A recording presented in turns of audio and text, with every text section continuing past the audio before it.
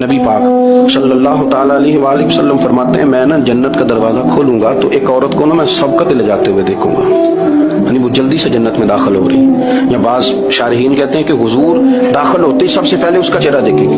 हुजूर फरमाएंगे तू पहले ही आ गई। सबने लिखा है कि इस औरत की शान ये है कि सबसे पहले जन्नत में गई। मैंने हदीस पढ़ी तो मैंने नीचे हाशिए में लिखा, मैंने कहा मेरा ख्याल ये है कि इसकी ज्यादा शान ये है कि जन्नत में इसकी सबसे पहली मुलाकात मदीने वाले महबूब से हो गई।